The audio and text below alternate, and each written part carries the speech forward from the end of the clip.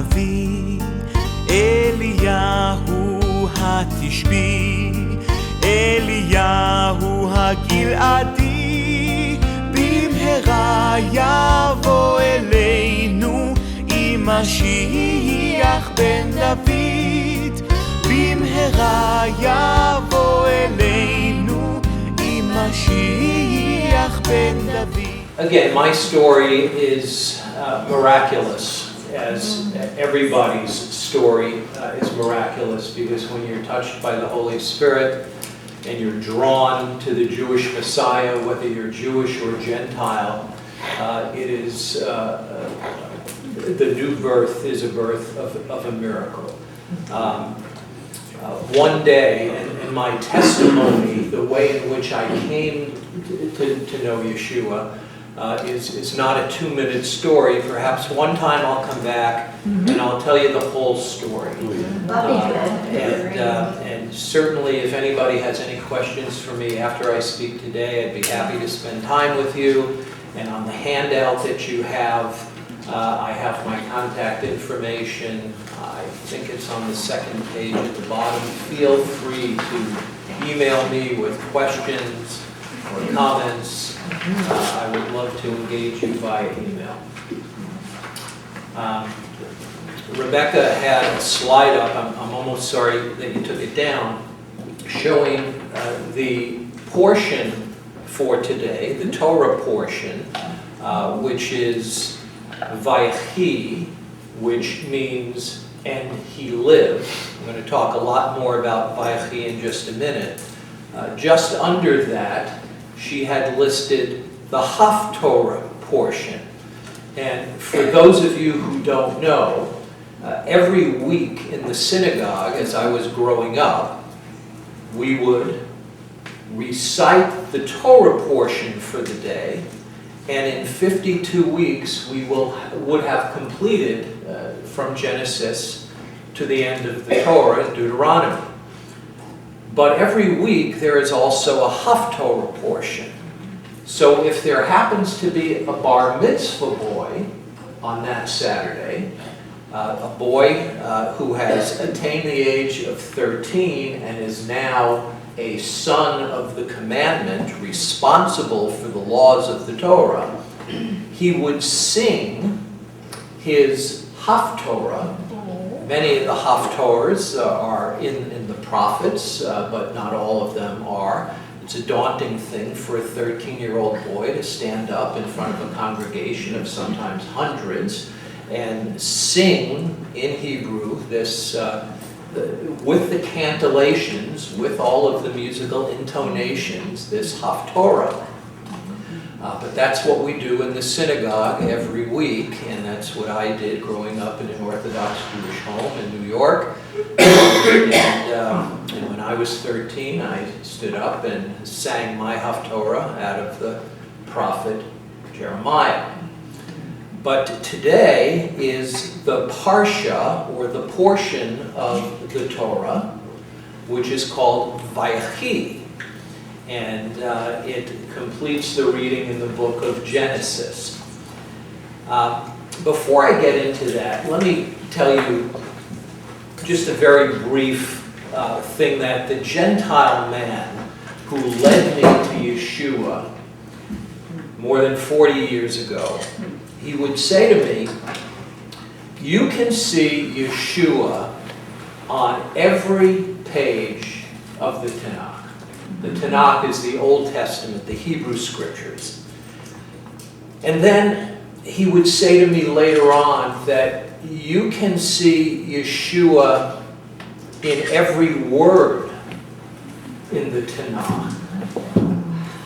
And then as we grew together, and I grew in the grace and knowledge of Yeshua, he would say to me, you can see Yeshua if you look really closely, even in the spaces between the words. And it wasn't until many years later that I really understood what he was talking about. And there's no place in the Tanakh that is more evident for seeing Yeshua than in the portion for today, which is VAYECHI. VAYECHI, literally translated, is "and he lived." Parsha VAYECHI completes the yearly reading in the book of Bereshit, in the book of Genesis, and it opens with the words in Genesis 47. And if you don't have a Bible with you, you have the full Parsha in the handout in front of you.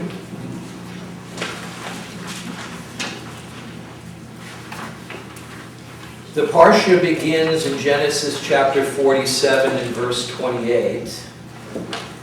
And the Parsha takes on the name VAYECHI because it's typically the first Hebrew word starting that portion. So Genesis 47 verse 28 says, VAYECHI Yaakov be'eretz Mitzrayim sheva esrei shana. It says, and Jacob lived in the land of Egypt for 17 years. VAYECHI is the great epic of Bereshit, the great epic of Genesis that is now coming to a close. It is bookended by the passing of Jacob, who is called Yisrael, who is called Israel, and his son Joseph in the land of Mitzrayim, in the land of Egypt, both of them proclaiming their undying faith in Adonai, in the God of Israel.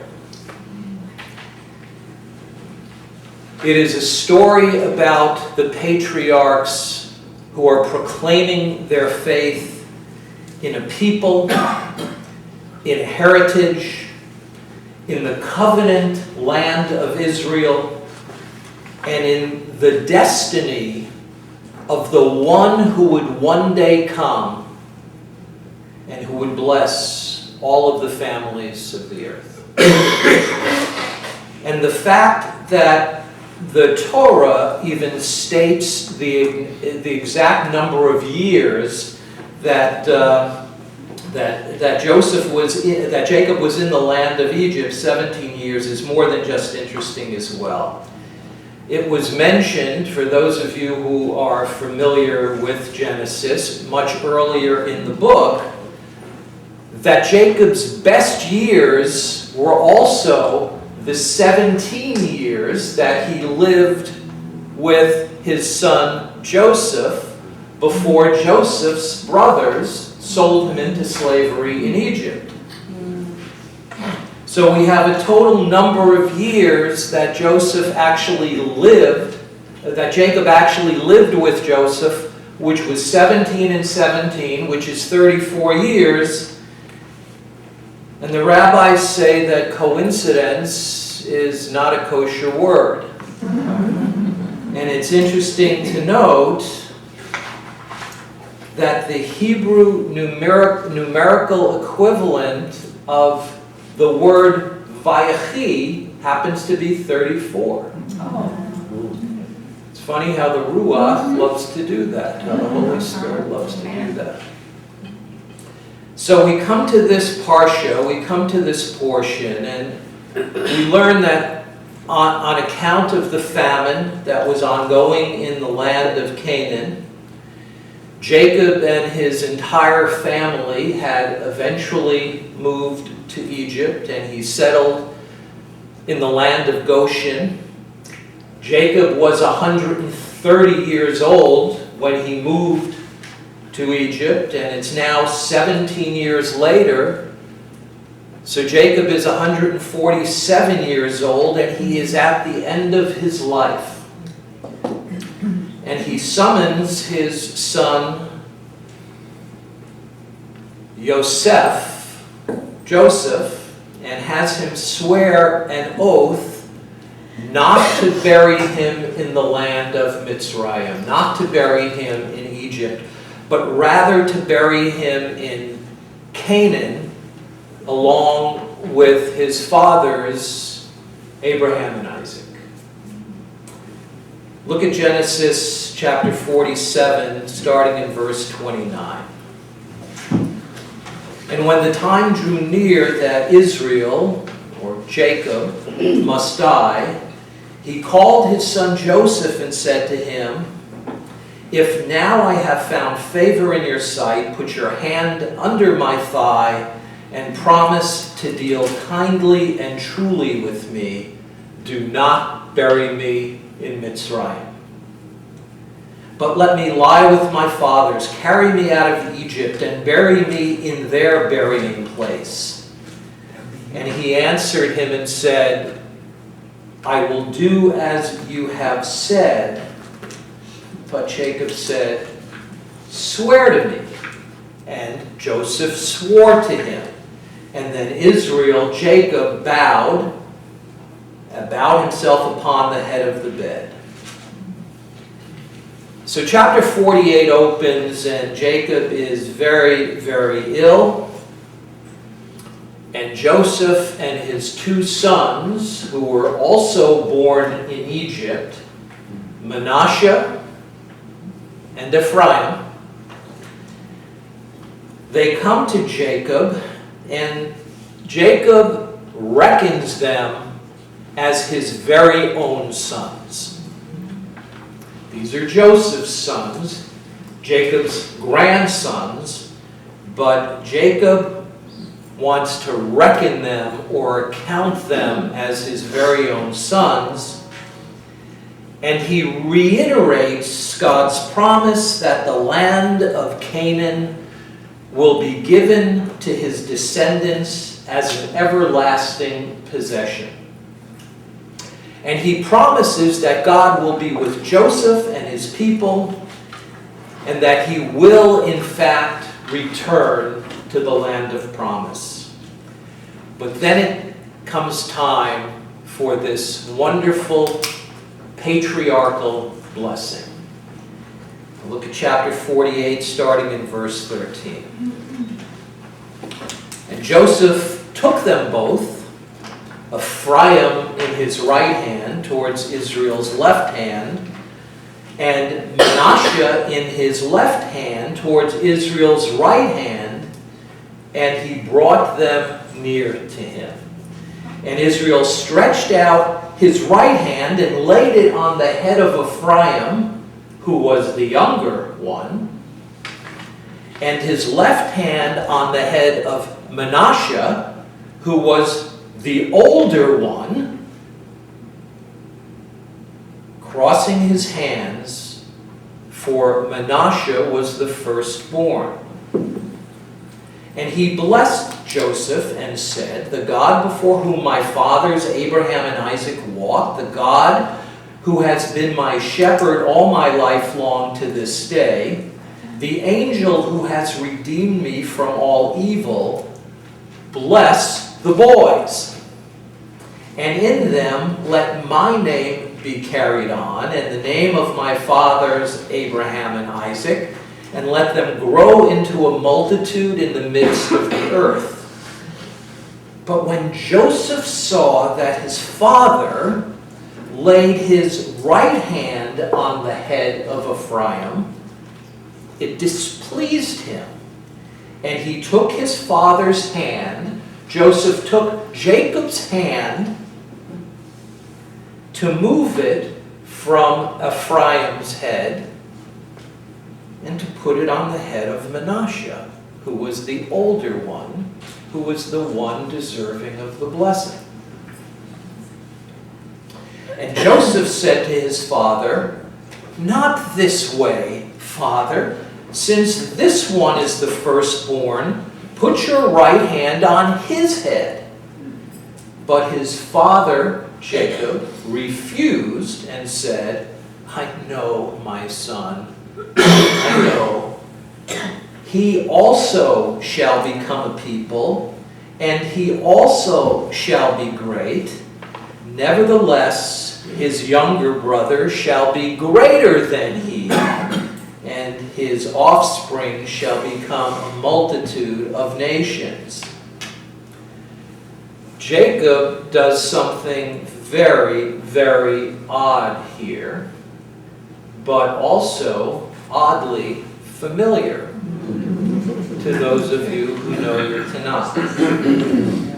He places his right hand on Ephraim, even though Manasseh is the older son.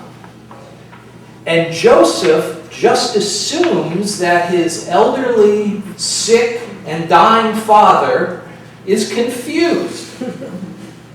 But Jacob assures Joseph that he knows exactly what he's doing here, prophesying that the younger son will have a greater stature than the older son. So Joseph attempts to guide his father's hands to what he believes is appropriate to bless Manasseh as the firstborn. And once again, Adonai surprises us, inspiring Israel, inspiring Jacob to confer the greater blessing upon Ephraim the younger. And then in verse 20,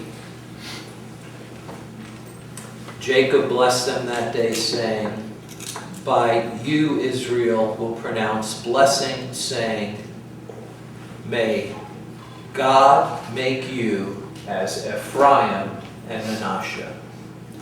May God make you like Ephraim and Manasseh." And you know what? This 4,000-year-old blessing is the same blessing that Jewish fathers are blessing their Jewish sons with today. When I was growing up, and it was Erev Shabbat, it was Friday night, and we would sit down at the dinner table for Shabbat dinner, my father would first put his hand on my sister's head, and he would say, "May God make you like Sarah and Rachel and Leah and Rebecca." And he would then come over to me and put his right hand on my head, and he would say, right here in verse 20, "May God make you like Ephraim and Manasseh." And why did he do that? I can understand why he would want his daughter to emulate the greatness of the Jewish matriarch, the great Jewish women of history, Sarah and Rebecca and Leah and Rachel. But why on earth would he pray for me that I would be like Ephraim and Manasseh? What characteristics did my father hope I would emulate? Traditional Jewish wisdom tries to answer that question.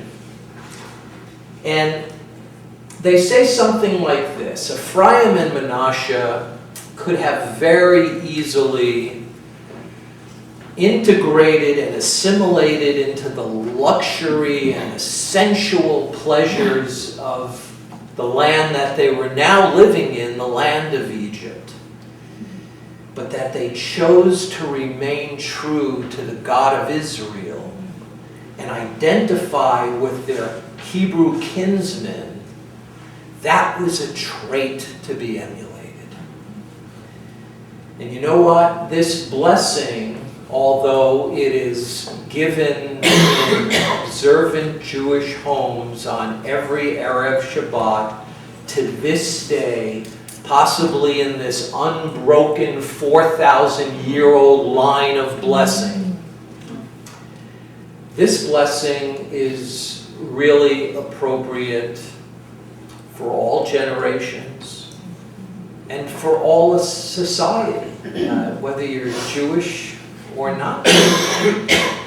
It's not only for Jews, but it's for everyone who would belong to the God of Abraham and Isaac and Jacob through faith in Yeshua.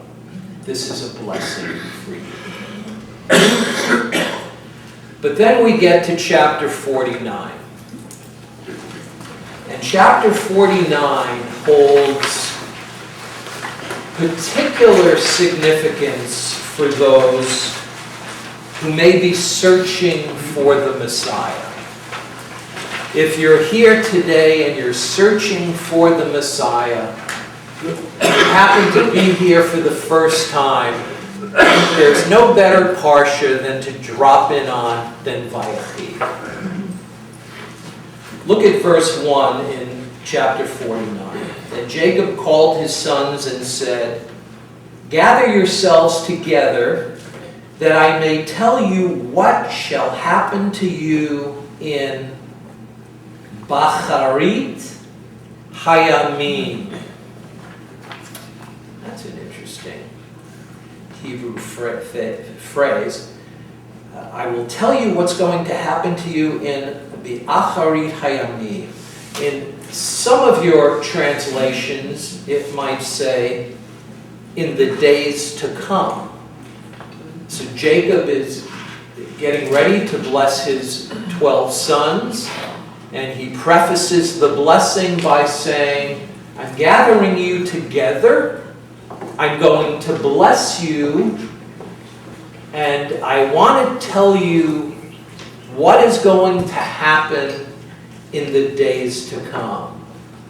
If you have some more literal translations, it would say, I'm going to tell you what is going to happen, B'acharit Hayamim, in the end of days. In some translations, it will say, in the last days. So as they gathered around their dying father, Jacob assigned to each of them the role of progenitor of the tribes of Israel. Some of them get a blessing, and some of them get a reprimand. Some get a word of prophecy. Scripture says, and I'm not going to read the whole text, Zebulun will produce seafarers. Dan will produce judges. Asher will be olive growers. Benjamin will produce great warriors. Naphtali is likened to a swift doe. And Joseph to a rich, fruitful vine. But the question on everybody's mind, these 12 sons, is who will be the ruler of these tribes? Who will get the great blessing? So Jacob first summons his son Reuven. It might say Reuben in your inaccurate translation. In your over-Hellenized translation. Jacob summons his son Reuven, his firstborn son, the one to whom the blessing should come. Look at verse 3. Reuven, you are my firstborn, my might, and the first fruits of my strength, preeminent in dignity and preeminent in power, he says to Reuben. And you can just see Reuven thinking here, okay, this is it. He's going to give me the patriarchy. I'm going to get my rightful place, the leadership of the tribes, just what I've been waiting for. Had to have been thinking that. But maybe not so fast. Jacob continues in verse 4. Unstable or in some translations, uncontrolled as water. You will not have preeminence because, and now he reminds him of this incident that's recorded in Genesis chapter 35. You will not have preeminence because you went up to your father's bed and you defiled it. Reuven's sin of having sex with his father's concubine will now cost him greatly. He was to be preeminent in power and dignity.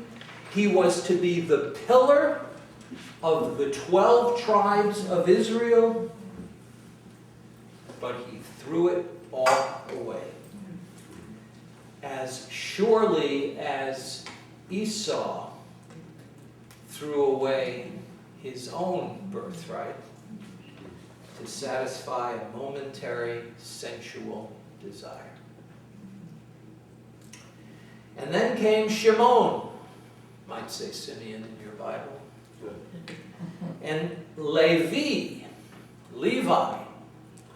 the two sons next in age from Reuben, next in line in the birth order. Look at verses 5 through 7. Shimon and Levi are brothers. Weapons of violence are their swords. Let my soul come not into their counsel. O my glory, be not joined to their company.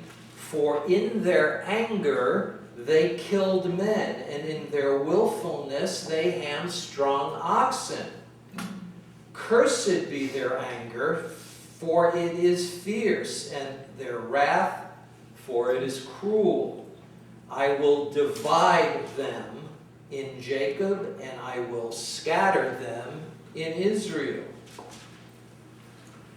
Shimon and Levi, number 2 and number 3 in the birth order, they also forfeited that blessing because they murdered all the men of Shechem when it was found out that there was a rape of the sisters of the tribes. Her name was Dinah. That account is back in chapter 34 of Genesis. They brought, the scriptures say, grave dishonor to their father. They shocked his honor. They shocked his sensibility with their utter and their unimaginable cruelty by killing these men in Shechem. And that brings us to Yehuda. And everything I've said in the last 20 minutes was simply a preface to get me to Yehuda. Yehuda, Judah, the fourth son, the one who indeed gets the blessing. Look at verses 8 and 10, at Jacob's blessing of his son. And as one of the greatest messianic prophecies in all of the Old Testament Hebrew Scriptures. Genesis 49, verse 8. Judah, your brothers shall praise you.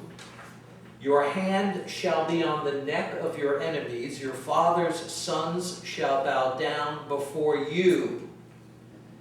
Judah is a lion's cub. From the prey, my son, you have gone up. He stooped down. He crouched as a lion and as a lioness. Who dares to rouse him? And then here it is. Verse 10.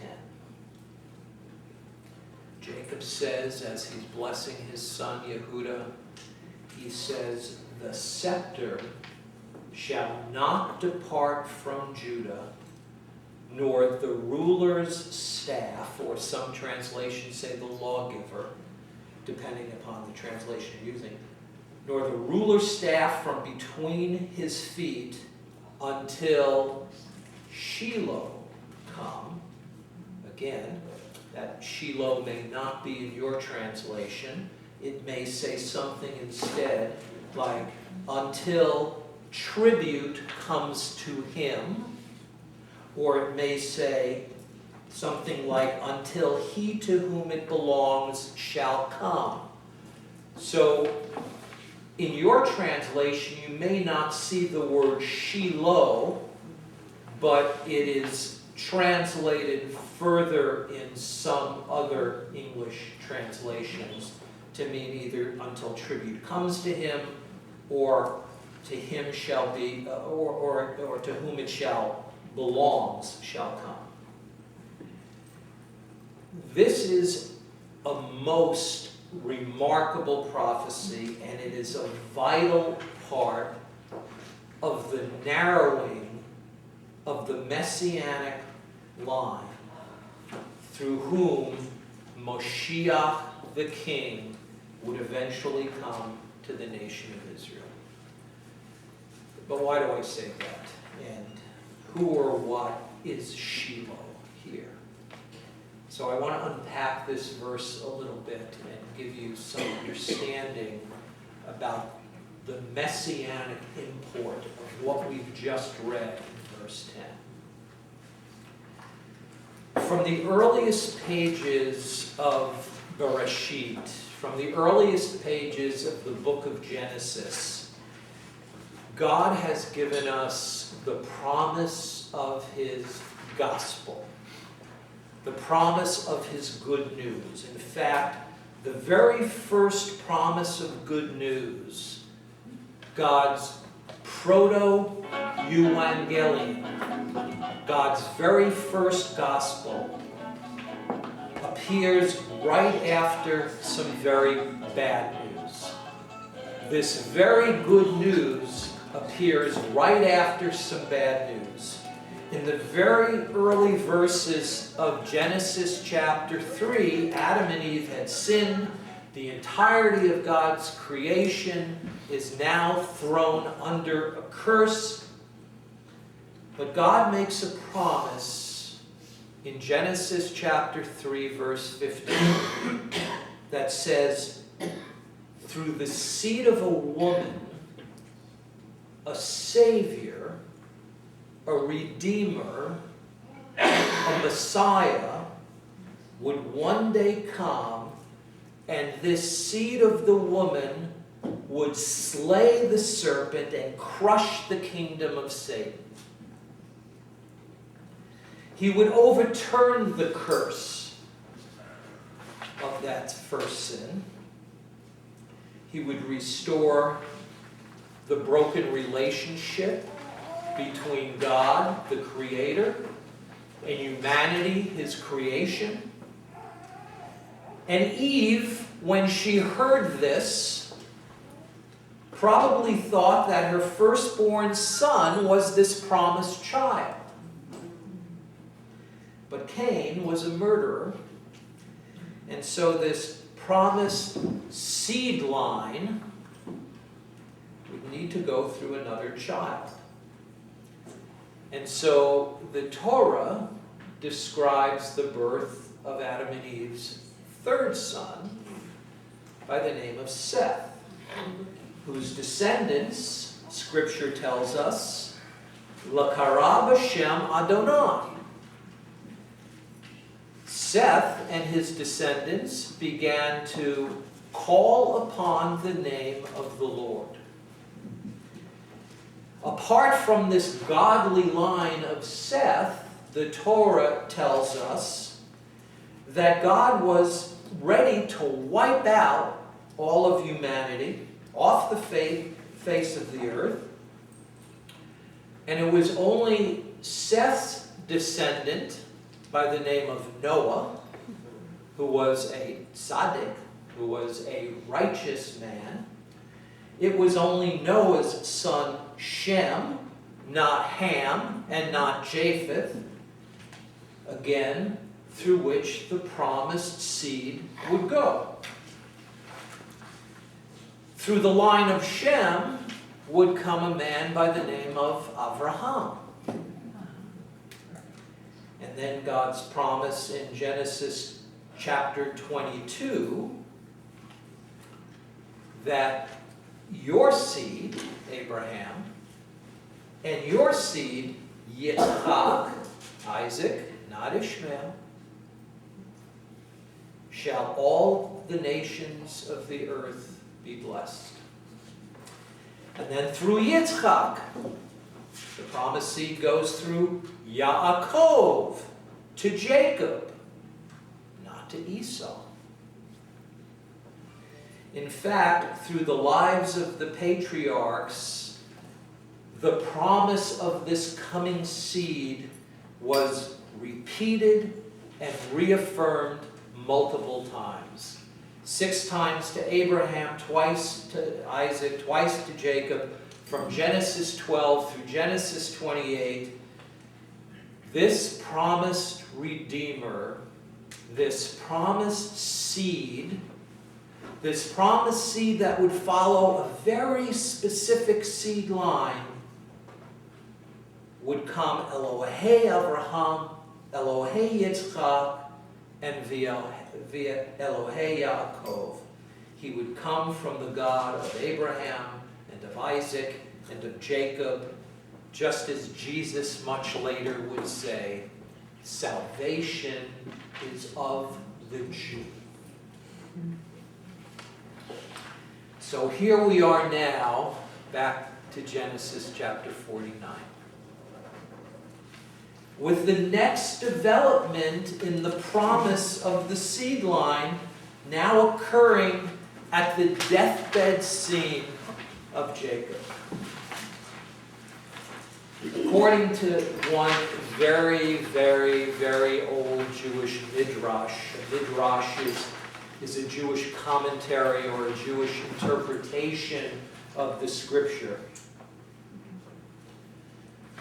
Jacob wanted to tell his sons about the end of days, about the last times, when Messiah would come, but he would be prevented by the Ruach HaKodesh. He would be prevented by the Holy Spirit. According to Rashi, many of you know the name Rashi, one of the greatest, if not the greatest, Jewish commentator and biblical scholar of all time. He said God prevented Jacob because he didn't want anyone to know, and I quote, the day or the hour. He didn't want anyone to know the day or the hour that the great king of Israel would appear. But Jacob did foretell that from the tribe of Judah, this Messiah would appear. So here we are back to Genesis 49, verse 10. The scepter shall not depart from Judah, nor the ruler's staff from between his feet, until Shiloh comes, and to him shall be the obedience of the people.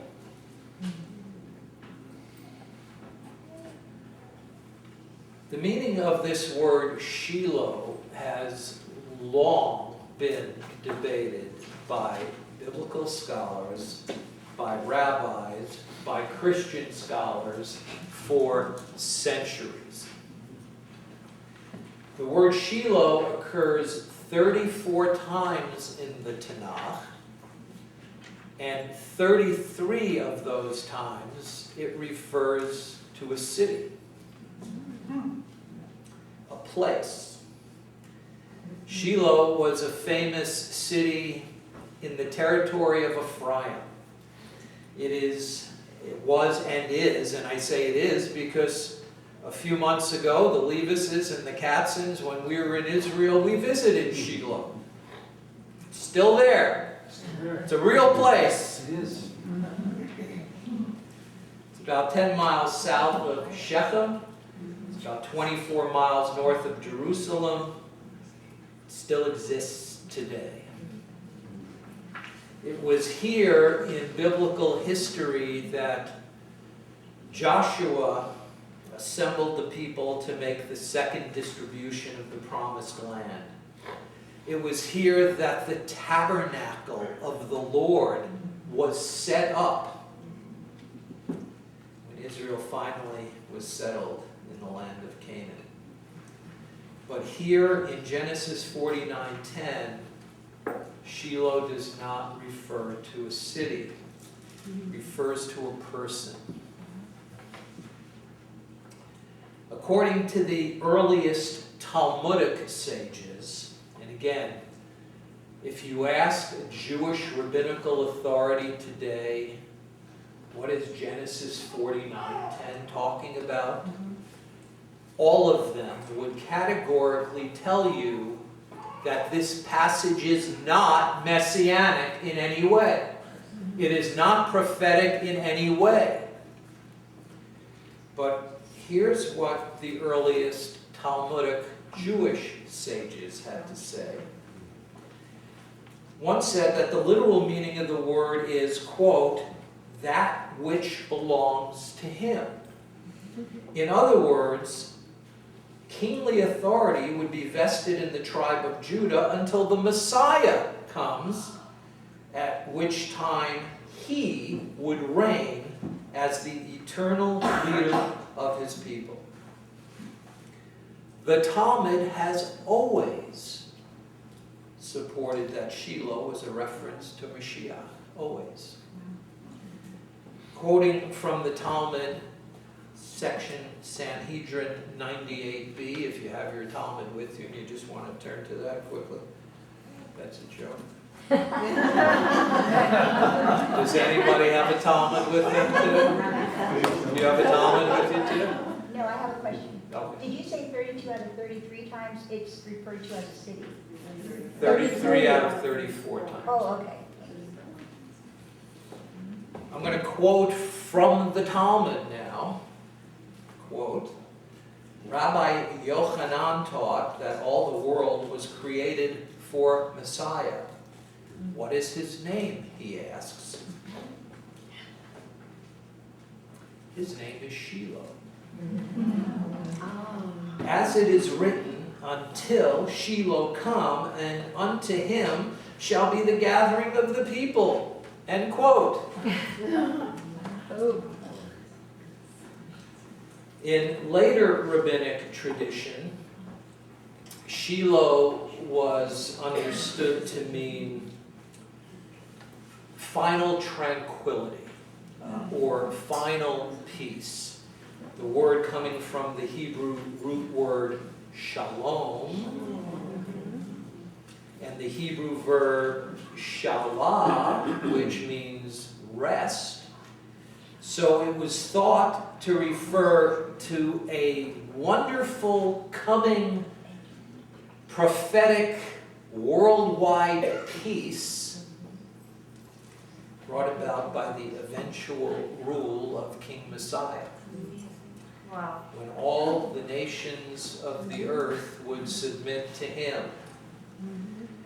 So despite some uncertainty around the exact meaning of the name Shiloh, most Jewish and Christian commentators would agree that Jacob's prophecy here in Genesis 49 certainly concerns the kingly authority of the tribe of Judah, and then some would say until the final king, King Messiah, would appear.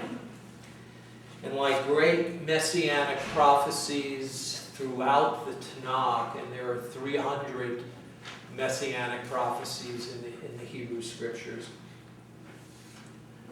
the prophecy of Shiloh also has a dual fulfillment. When he came the first time, Yeshua went, for the most part, unrecognized, since he came to fulfill the role of Mashiach ben Yosef, the Messiah, son of David, or as Isaiah 53 would call him, the suffering servant. But look at the second part of the prophecy in Genesis 49:10, which says, "And to him shall be the obedience of the people." This part of the prophecy is yet to be fulfilled, but it will be fulfilled when Yeshua comes back again as Mashiach ben David. No longer the suffering servant, he will be the reigning king at the end of the Olam Hazeh, at the end of the current age, when Yeshua will judge the nations and establish the kingdom of God from David's throne in Jerusalem. The promised seed was to be born of a woman. The promised seed was to come from the tents of Shem. The promised seed was to descend from the line of Abraham and Yitzchak and Yaakov. And as our Parsha today tells us, he would come from the tribe of Yehudi, the tribe of Judah. And Jacob's prophecy makes clear that the tribe of Judah will be known as Ger Aryeh, a young lion who would be praised and made victorious and would rule over all the other tribes in Israel. Indeed, from this royal tribe of Judah would come Mashiach, the anointed king of Israel, whose authority, this Parsha tells us, will one day extend throughout the entire world. And of course, as the later prophecies would clearly foretell, this young lion of the tribe of Judah, none other than Yeshua, the Son of God, unto whom every knee shall bow and every tongue will confess that he is indeed the Lord of Lords and the King of Kings, and he is Shiloh, the one to whom everything belongs. Amen. Let's pray together. Avinu Malkeinu, our Father and our King, we thank you for your word this morning, for your written word here in VAYECHI, and for your living word, Yeshua HaMashiach, Jesus the Messiah. Father, from the earliest pages of Bereshit, where you tell us about Judah, this young lion cub, to the last pages in the book of Revelation, where you tell us, weep no more, for the Lion of the tribe of Judah, the root of David, he has already won the victory. So, Father, B'Shem Yeshua HaMashiach, in the name of Jesus the Messiah, we praise you and we pray. Amen. Wow. Thank you, Harvey.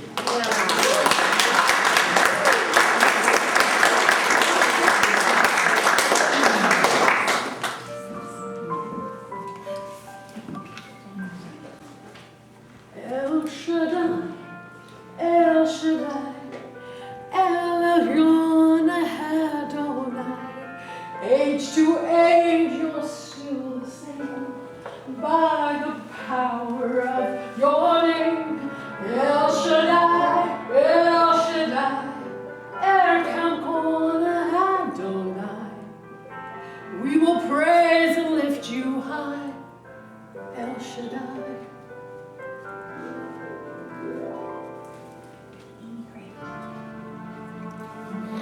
You saved the son of Abraham through the power of your hand. You turn the sea into dry land. To the outcast on her knees, you were the God who really sees. And by your might, you set your children free. El Shaddai, El Shaddai, El Elyon Adonai. Age to age, you're still the same. By the power of your name, El Shaddai, El Shaddai, Erkamkon Adonai. We will praise and lift you high, El Shaddai.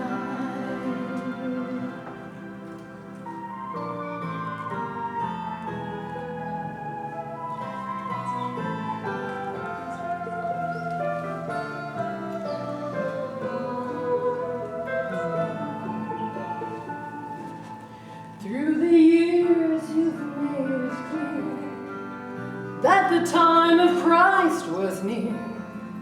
Though the people could not see what Messiah ought to be, though your word contained the plans they just could not understand, your most awesome work was done through the frailty of the Son. El Shaddai, El Shaddai, El Elyon Adonai. Age to age, you're still the same by the power of the name. El Shaddai, oh El Shaddai, Erkamkon Adonai. We will praise and lift you high, El Shaddai.